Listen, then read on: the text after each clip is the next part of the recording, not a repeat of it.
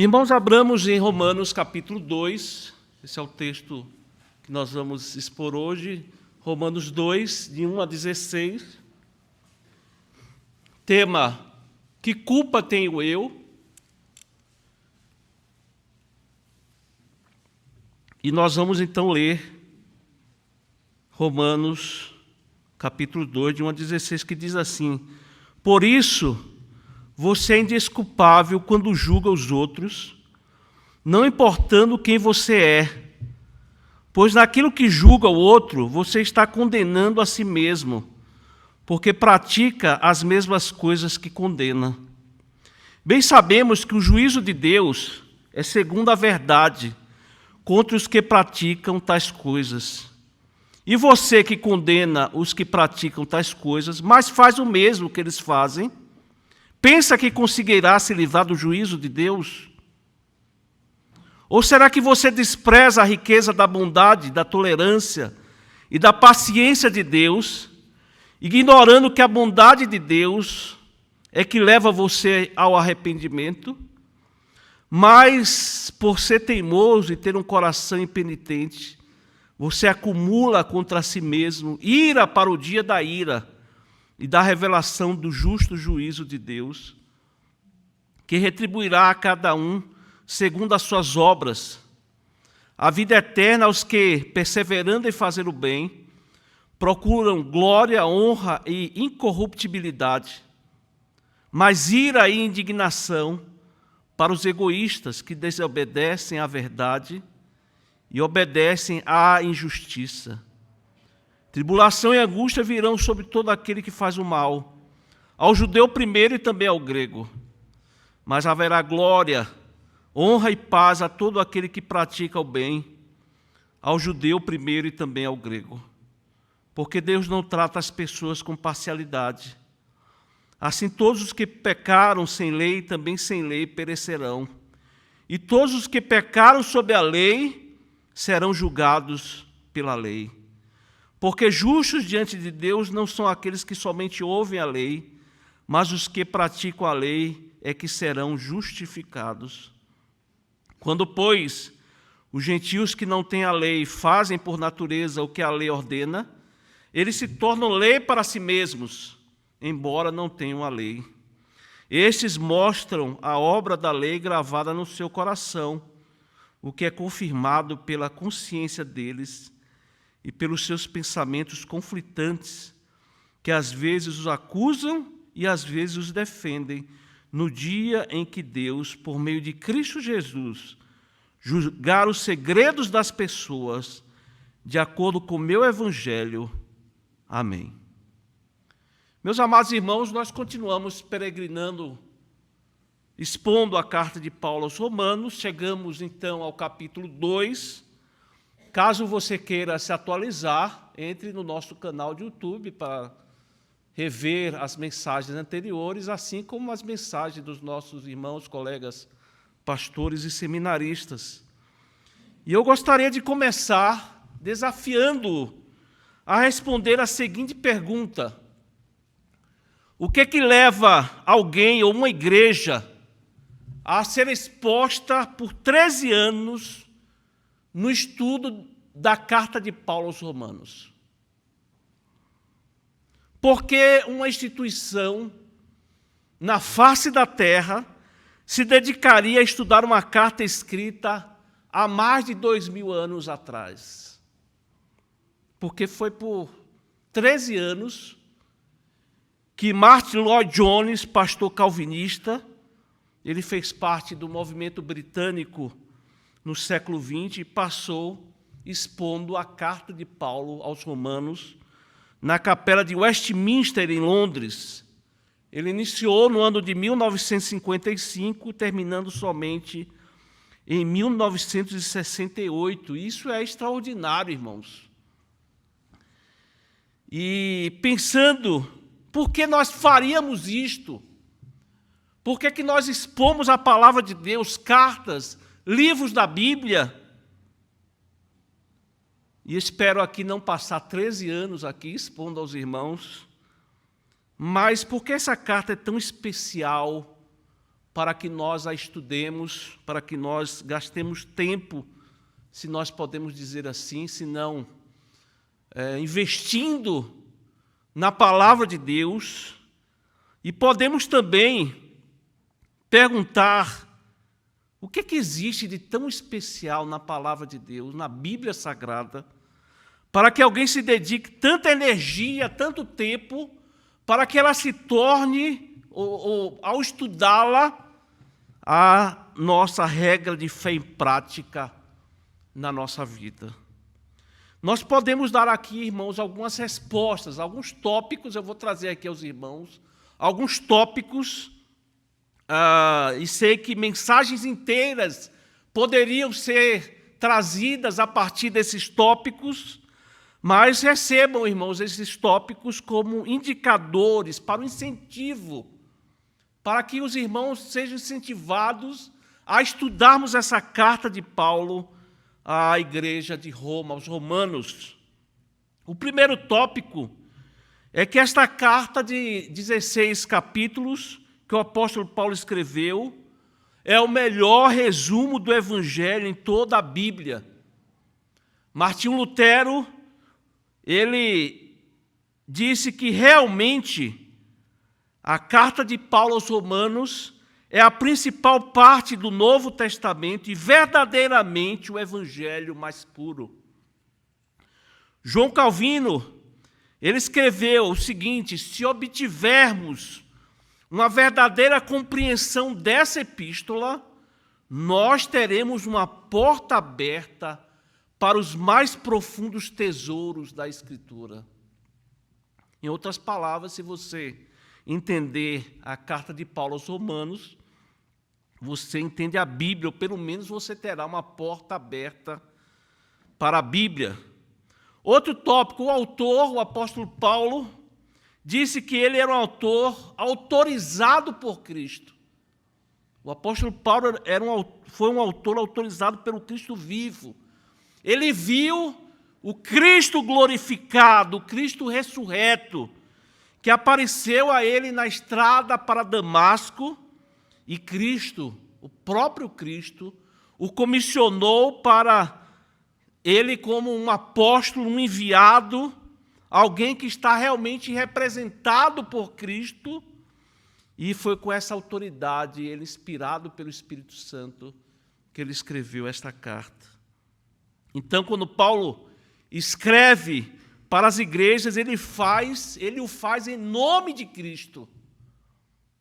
A epístola aos Romanos não é apenas a palavra de um homem, com as suas ideias, com as suas vontades, mas é a palavra do Cristo ressurreto, do Cristo vivo que triunfou sobre a morte, está à destra de Deus e um dia virá para julgar os vivos e os mortos.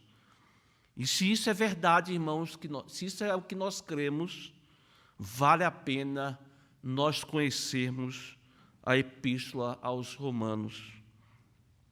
O mesmo Paulo, escritor dessa epístola, argumenta que ele era um perseguidor da igreja. Ele odiava a igreja cristã. Ele era a autoridade maior no apedrejamento de Estevão, o primeiro mártir do cristianismo. Ele estava ali como a maior autoridade. Ele levava as cartas das sinagogas, das autoridades judaicas, para prender aqueles discípulos de Cristo. E ao escrever uma das cartas mais curtas que ele escreveu, a carta aos Gálatas, ele diz: chequem isso, comprovem isso. A mudança que aconteceu na vida dele, um homem totalmente transformado. E agora ele estava ali colocando em risco a sua própria vida para cumprir a comissão dada pelo próprio Cristo Jesus. Isso foi confirmado por outras testemunhas oculares da ressurreição de Jesus. Paulo não saiu aí dizendo: olha, eu penso dessa maneira, ou eu escrevo o que eu penso. Não, irmãos. O apóstolo Paulo, ele foi inspirado pelo Espírito Santo, ele foi comissionado pelo próprio Cristo. Ele procurou, quando ele foi a Jerusalém, procurou Pedro, Tiago, João e outras testemunhas oculares e recebeu dos apóstolos aquilo que é dito em Gálatas. Ele recebeu a destra da comunhão e vários outros que viram Cristo ressurreto, comprovando aquilo que Paulo afirmava. É por isso que ele afirma na sua primeira carta aos Coríntios: e se Cristo não ressuscitou, é vã a vossa fé, e ainda permaneceis nos vossos pecados. Se a nossa esperança em Cristo se limita apenas a esta vida, somos os mais infelizes de todos os homens. Outro ponto que vale a pena nós ressaltarmos, irmãos, é que Paulo não escolheu falar de Cristo ou escrever esta carta porque havia vantagens nisso. Se nós formos ver, irmãos, não havia nenhuma vantagem humana para isso. Não havia nenhuma vantagem para Paulo aqui na terra.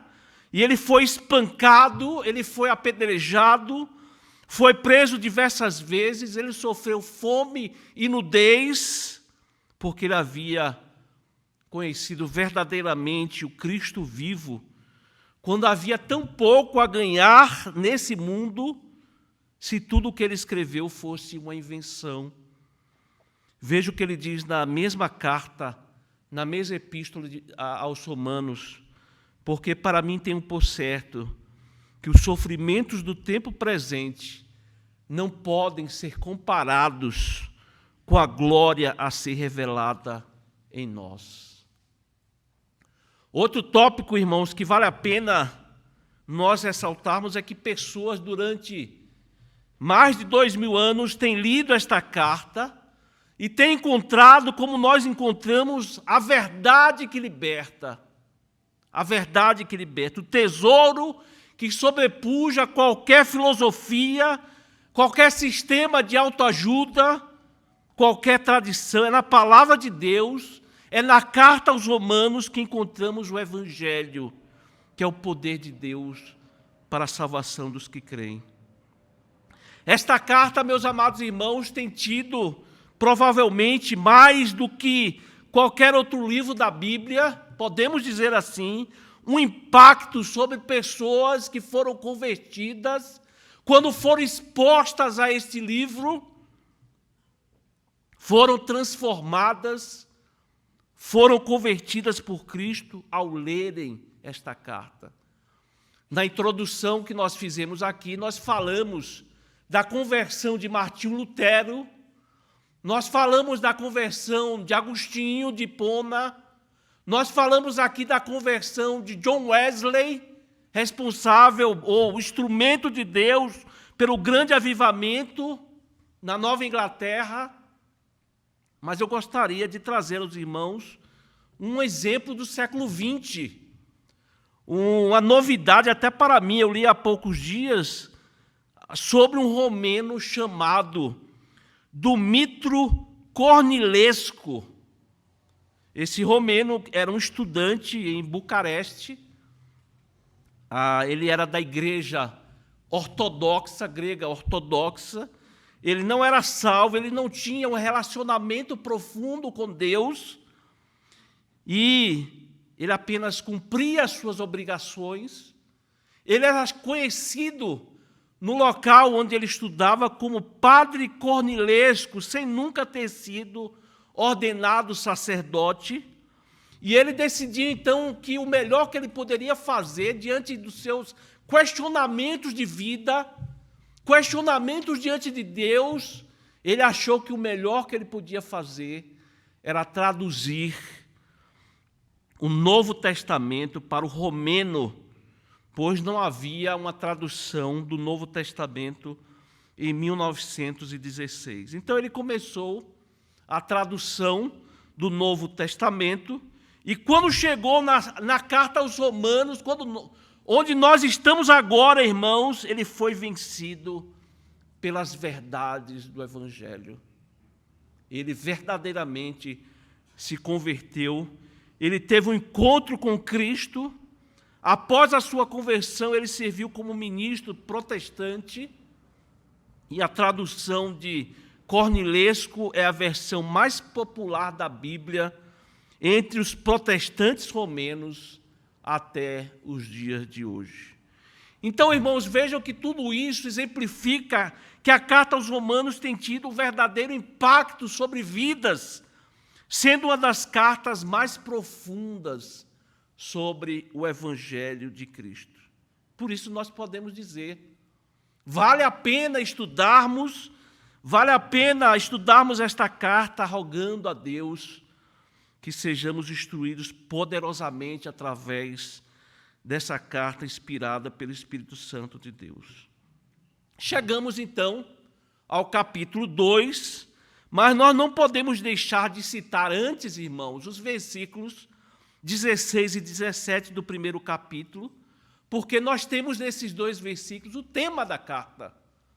Nós temos aqui nos versículos 16 e 17, nós temos a linha mestra, o tema principal dessa carta: pois não me envergonho do Evangelho, porque é o poder de Deus para a salvação de todo aquele que crê, primeiro do judeu e também do grego, porque a justiça de Deus se revela no Evangelho de fé em fé, como está escrito, o justo viverá por fé.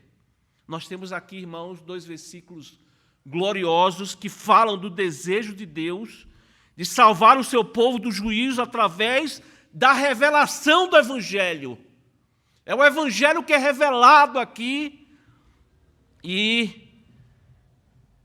para redimir pessoas que tentam seguir alguma religião para que lhes dê alguma direção nas suas consciências, de pessoas que tentam realizar obras para que alcancem a salvação, e nada disso vai funcionar, irmãos. Nós sabemos que obras não salvam. Desejo de ajudar pessoas carentes, isso são boas obras, mas elas não salvam. É isso que o Evangelho traz, é por isso que o Evangelho, irmãos, é uma boa nova. É por isso que o Evangelho é uma boa nova, porque é uma boa nova que não há justiça em nós mesmos, irmãos. Mas essa justiça está sendo revelada, e se nós tivermos fé, que é um dom de Deus, nós receberemos a justiça que vem de Deus, não a nossa, mas a justiça de Deus que está em Cristo Jesus. Aliás, o que faz de uma pessoa um crente? O que faz de uma pessoa um cristão? Meus amados irmãos, é parar de tentar ser justos por nós mesmos e abraçar, receber pela fé o presente de Deus que se fez em Cristo Jesus na cruz do Calvário. Esse é o tema dessa carta, irmãos. Esse é o tema principal dessa carta, vai se desenvolver a partir desse tema, e é por isso que já no capítulo 1, a partir do versículo 18, até o capítulo 3, versículo 20, há uma longa seção aqui, irmãos, escrita para mostrar que todos nós precisamos do Evangelho. Todos nós somos pecadores. Não há um justo sequer. Que não somos justos, que todos nós somos pecadores. É muito fácil, e esse capítulo 2 vai levantar essas questões, é muito fácil, irmãos, olhar erros na vida do outro. Não é mesmo? Como é fácil observar o erro dos outros. O homem que confia na sua própria justiça não reconhece a sua própria necessidade. Durante o seu ministério na terra, amados irmãos, Jesus batalhava contra a arrogância e autojustiça de seitas como os fariseus. Os irmãos sabem disso. Quantas e quantas vezes Jesus os chama de hipócritas. porque eles se achavam justos, olhavam o erro dos outros. E Paulo, um ex-fariseu, agora ele luta contra o mesmo orgulho religioso de seus compatriotas. É isso que ele faz aqui no capítulo 2. Mas por que 3 capítulos aqui, irmãos? Para mostrar que nós somos todos pecadores. Alguém pode dizer assim, mas pastor, eu preciso apenas de um espelho para reconhecer que eu sou pecador. Por que então Paulo gasta 3 capítulos para provar que nós somos pecadores, que nós precisamos do Evangelho, nós precisamos da salvação, que não vem em nós mesmos? A razão de Paulo escrever 3 capítulos, irmãos, é porque, geralmente, nós dizemos mais ou menos nesses termos. Certamente você já ouviu alguém falar assim, pastor, eu peco. Mas quem não peca? Eu erro, realmente eu erro de vez em quando. Mas quem é que não erra? Pessoas, irmãos, que falta-lhes o reconhecimento, falta-lhes o arrependimento, falta-lhes o reconhecimento que há um Criador, que o pecado entrou neste mundo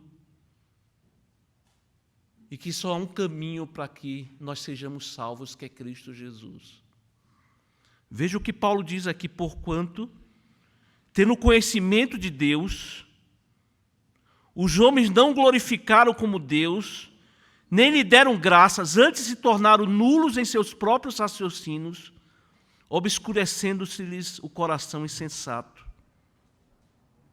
Meus irmãos, nós estamos aqui nesse ambiente da igreja, esse ambiente amistoso, esse ambiente de irmãos em Cristo, que nós convivemos muito. Quando nós falamos aqui de pecado, quando nós falamos de Cristo, tudo isso soa bem aos nossos ouvidos, nós sabemos disso. Mas, meus amados irmãos, quando o pecado é falado lá fora, as pessoas nos olham como se nós fôssemos marcianos, ETs, pessoas do outro mundo, loucura. Eles veem como informações vindas de histórias de ficção, crentes pirados. É isso que as pessoas acham, irmãos. Aliás, vocês acharam estranho o título da mensagem de hoje? Ou do culto de hoje? Você já pediu a Jesus que salve a sua vida? Irmãos, o Evangelho é para os doentes. O Evangelho é para os perdidos. E muitas vezes nós, como igreja, nós nos fechamos e fazemos uma separação como se nós devêssemos nos isolar desse mundo, como se fôssemos pessoas especiais, no sentido de que somos mais privilegiados do que os outros. É verdade, nós fomos salvos em Cristo Jesus, não há presente mais glorioso do que isso. Agora somos crentes, nossas mentes foram abertas, nossos olhos foram abertos para o Evangelho, isso é maravilhoso. Mas não sejamos, irmãos, egoístas, não sejamos fechados, porque o Evangelho deve ser pregado a toda criatura. O Evangelho é para os perdidos, irmãos. O Evangelho é para os doentes. D.A. Carson, teólogo e professor reformado, ele é um pesquisador do Novo Testamento. Numa de suas pregações, ele afirma o seguinte: não é irônico que ao final do século mais sangrento da história, a saber, o século XX, e quando ele diz isso, irmãos, ele traz à tona, ele esclarece que ele está se referindo não apenas ao Holocausto, onde morreram 6 milhões de judeus, mas ele está se referindo a 20 milhões de mortos na Ucrânia por causa de Stalin, 50 milhões de mortos na China por causa de Mao Tse-tung. Ele está se referindo, vejam que tudo isso ele está falando do século XX, século passado. Nós estamos no começo do século XXI ainda. Ele continua, 20% da população do Camboja exterminada nas mãos de Pol Pot entre 1975 e 1979. 800 mil Tutsis mortos em Ruanda em apenas 100 dias por extremistas étnicos hutus, ocorridos recentemente em 1994. Tão recente, irmãos. E quantos mais em outros lugares debaixo de regimes autoritários. E prossegue Carson, irmãos.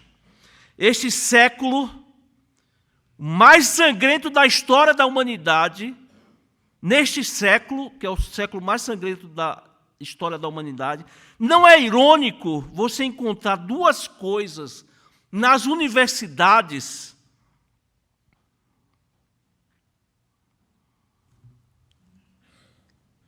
e ele diz quais são essas duas coisas. Uma é a negação de que existe o mal. As pessoas, você fala que existe um mal, as pessoas, não, cada um com a sua vida, cada um tem a sua ideia, cada um vive, tem a sua própria verdade. Você vive a sua vida, eu vivo a minha. E a segunda coisa que Carson destaca, ele diz, não é irônico que todos os testemunhos que discorrem sobre os problemas da humanidade apontavam que a solução para o mundo é a educação.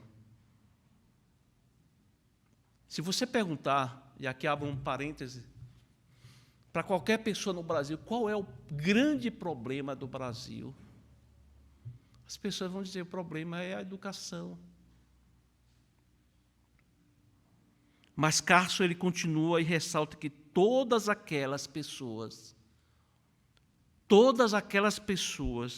que promoveram assassinatos, mortes cruéis, assassinatos de crianças e idosos, as maiores atrocidades do século XX, eram muito bem educadas. Eram muito bem educadas. Porque a questão, irmãos, não é educação. A questão do mundo, do Brasil, não é economia. A questão não é necessidade de ajustar os planos econômicos. A necessidade maior é mudança de vida através do Evangelho. É mudança de vida através do Evangelho. O homem sem Cristo, ele tem um coração de pedra, coração cheio de iniquidades, e quer colocar essas iniquidades em prática. É isso que eles fazem, irmãos. É por isso que nos 3 capítulos escritos por Paulo, para mostrar o terrível mal que é o pecado, para mostrar a nossa necessidade do Evangelho. Eu não sei se vocês repararam, no capítulo 1 ainda, a partir do versículo 29, tem uma lista de pecados. Dá uma olhada aí na sua Bíblia. Estão cheios, ele começa assim, estão cheios, ou seja, pessoas que estão ao nosso derredor, pessoas que estão aí fora, irmãos. Estão cheios de todo tipo de injustiça, perversidade, avareza e maldade. Estão cheios de inveja, homicídio, discórdia, engano e malícia. São difamadores, caluniadores, inimigos de Deus, insolentes, arrogantes, orgulhosos, inventores de males, desobedientes aos pais, insensatos, desleais, sem afeição natural, sem misericórdia. Esse é o homem sem Deus, irmãos, sem ser transformado pelo Evangelho. É uma lista terrível, mas é relevante para destacar aqui o tema que nós estamos estudando, estamos tratando. E logo em seguida, no versículo 32, depois dele fazer a lista desses pecados, Paulo vai dizer: embora eu conheça a sentença de Deus, de que os que praticam tais coisas são passíveis de morte, eles não somente as fazem, mas também aprovam os que praticam, os que as praticam. É por isso que Paulo, irmãos, terminando o capítulo 1, ele escreve como se estivesse ouvindo algumas pessoas com respeito daquilo que ele escreveu, ou seja, pessoas com justiça própria, pessoas cheias de hipocrisia, que vão dizer assim: mas Paulo, como se estivessem questionando aqui, pessoas com justiça própria, pessoas que apontam o erro dos outros, mas cometem os mesmos erros e os mesmos pecados. É por isso que John Stott ele vai dizer: se a nossa capacidade crítica é tão desenvolvida a ponto de nos tornarmos especialistas em avaliar a moral dos outros, nós dificilmente poderemos alegar ignorância em assuntos morais quando se tratar de nós mesmos. Ah, meus amados irmãos, como é fácil olhar o erro dos outros, não é mesmo? É muito mais difícil olhar para dentro, para os nossos próprios erros, para as nossas faltas, para aquilo que nós não somente pensamos, mas aquilo que nós fazemos. O que Paulo utiliza aqui é diatribe, ele responde a objeções. É como se ele estivesse escrevendo ali e imaginasse questionamentos. Olha, Paulo, por que isso? E aí Paulo vai respondendo, ele vai colocando aqui a sua resposta, ele vai colocar a hipocrisia de forma escancarada aqui. Paulo mostra o que Deus pensa a respeito de pessoas hipócritas. Enfim, Paulo vai argumentar, irmãos, que Deus tem duas respostas para a hipocrisia: pecado moralista da autojustificação, porque essa é a tendência do coração do homem de se justificar. Isso não é de hoje. Às vezes a gente vê pessoas dizendo: hoje o mundo está pior. Mas desde o começo da humanidade, pessoas tendem a justificar os seus próprios erros. Não é o caso do próprio Éden. Os irmãos sabem disso, quando Deus questionou Adão. Adão, o que é que tu fizeste? Ele colocou a culpa na mulher que Deus dera a ele. Deus questionou a mulher e ela acusou a serpente. Duas coisas rápidas aqui, irmãos, que valem a pena destacar nesse capítulo 2, que Deus tem duas respostas para isso. A primeira é o juízo. Deus é justo. Paulo, no capítulo 1, ele afirmou da culpa do homem, de que todos precisam do Evangelho. Veja que no versículo 20 ele dá o veredito: tais homens são, por isso, indesculpáveis. E agora, no capítulo 2, ele vai enfatizar que todos são culpados, para ressaltar a punição para as pessoas culpadas. Essa punição que virá sobre os culpados, ela é justa. Ela é justa. Veja o versículo 5: acumulas contra ti mesmo ira para o dia da ira e da revelação do justo juízo de Deus. É um juízo justo. Todos são indesculpáveis, eles merecem. E quando os irmãos sabem que quando o pai vai disciplinar o seu filho, o que é que o pai diz, irmãos? Não tem desculpa, você está errado. Não é isso que geralmente os pais dizem? Não tem desculpa, você está errado. Deus, meus amados irmãos, Ele não irrompe com fúria, Ele não irrompe sem controle, como é a nossa ira geralmente. Deus aplica cada coisa de forma justa, cada coisa no seu lugar de forma correta, justo juízo de Deus. E Deus é justo e haverá juízo sobre pessoas indesculpáveis. Esse é o primeiro ponto aqui que Paulo destaca nesse capítulo 2. Observe aqui esse comentário de Tim Keller a respeito disso, irmãos. Sem a realidade da ira presente e futura de Deus, a cruz está vazia da sua glória. A preocupação de Paulo, e ele faz isso comentando esse capítulo, é mostrar que a base onde estamos, gentios ou judeus, irreligiosos ou religiosos, quebradores de lei ou guardadores da lei, é o mesmo nível. É o mesmo nível. Todos nós iremos encarar o julgamento. E todos nós mereceríamos a ira. É apenas dessa base que nós podemos olhar para a cruz e vê-la com clareza. Afinal, sermos salvos de quê, irmãos? Se nós não ressaltarmos que somos pecadores, que merecemos a ira de Deus. Mas o outro ponto que eu queria destacar, irmãos, é que Deus é benigno.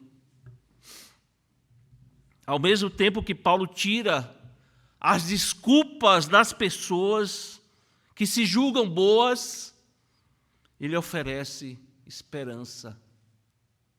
Esse é o Evangelho, irmãos. O pecado, ele é claro, ele é evidente. Ele está presente, ele é mau. Mas há o Evangelho, irmãos. Há uma esperança. É disso que Paulo está falando. Há uma esperança. Ou desprezas a riqueza da sua bondade, tolerância e longanimidade, ignorando que a bondade de Deus é que te conduz ao arrependimento. A palavra paciência, os irmãos conhecem bem, no grego significa aguentar, longânimo, capacidade de não desistir, capacidade de aguentar, ou seja, se Deus não fosse benigno, irmão, se Deus não fosse bondoso, misericordioso, a primeira vez que eu pecasse eu seria fulminado. Mas há paciência. Deus é paciente, irmãos, é longânimo, é rico na sua benignidade, porque se a sua ira cheia de justiça fosse derramada diretamente sobre mim, eu seria fulminado. Todos nós seríamos. Deus, irmãos, por causa da sua bondade, da sua benignidade, Ele adia, Ele vai postergando, Ele tem paciência dia após dia, mês após mês, ano após ano, década após década. Ele é bondoso, Ele é longânimo conosco, em nossa rebelião, no nosso pecado. Veja o versículo 4. A bondade de Deus é que te conduz. E Deus, irmãos, vai conduzindo com paciência. Se você está aqui nesse lugar me ouvindo hoje, é porque você não foi fulminado. Sabe por quê? As misericórdias do Senhor são a causa de não sermos consumidos, porque as suas misericórdias não têm fim, renovam-se cada manhã. Grande é a tua fidelidade. Se você é crente, se você está me ouvindo hoje, se você é um crente em Cristo Jesus, se você creu, é porque você foi conduzido pacientemente ao arrependimento. E você gozará, como tem gozado, da bondade de Deus. Você conhecerá dia após dia o amor verdadeiro que somente encontramos em Cristo Jesus. Se você não é crente, você já pediu para Jesus salvar a sua vida? Porque o que Deus está fazendo é postergando o juízo. E Ele faz isso porque Ele é benigno, Ele é misericordioso, Ele é tolerante, Ele é paciente. Se você não é crente, peça misericórdia a Deus. Peça misericórdia a Deus, porque se o Espírito Santo não te converter, você receberá juízo e ira para sempre. Faça de Cristo a companhia da sua alma, e você nunca mais se sentirá só. Você que não é crente, não adie mais. Lance-se hoje, agora mesmo, aos pés do Salvador, aos pés de Cristo. Suplique pela sua misericórdia. Coloque sobre Ele a sua angústia, o seu sofrimento, a sua dúvida. Lance fora todo orgulho, toda pretensão de justiça própria, e tenha em Jesus Cristo a sabedoria, a justiça, a santificação, a redenção, para que, como está escrito, 1 Coríntios 1, 30 e 31, aquele que se gloria, glorie-se no Senhor. Meus amados irmãos, as semanas passadas foram intensas, não é verdade? As semanas passadas foram movimentadas, agitadas. Tivemos a definição das eleições para presidente e para alguns governadores, definição da Libertadores da América, definição do Campeonato Brasileiro, manifestações, estradas interditadas, o mundo todo em alerta por causa das questões econômicas. Mas você precisa entender que há algo que é muito mais importante. Há algo que é muito mais importante. Porque presidente vai mudar sempre, irmãos. Governadores, a mesma coisa. Times ganharão e perderão. Economia sobe e desce. Mas há algo que é urgente, precisa ser levada em máxima consideração, que é a nossa alma. O homem, ele foi afastado de Deus por causa do pecado. Não há um justo sequer.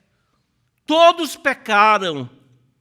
E há somente uma forma de haver a reconciliação com o nosso Pai do céu, com o nosso Criador. E o único caminho é Jesus Cristo. O único caminho é Jesus Cristo.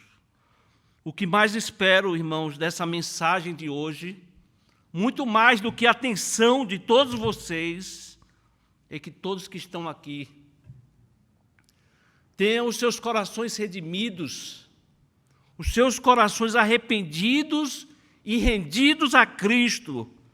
Todos aqui façam parte do povo amado por Deus. Todos aqui tenham experimentado, como o apóstolo Paulo diz, da riqueza da bondade de Cristo Jesus. Que Deus nos abençoe, irmãos. Amém.